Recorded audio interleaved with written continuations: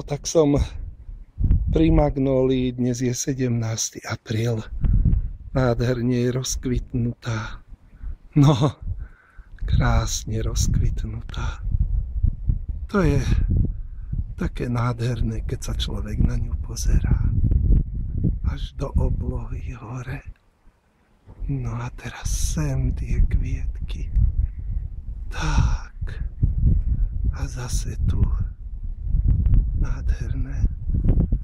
To je taká krása. No.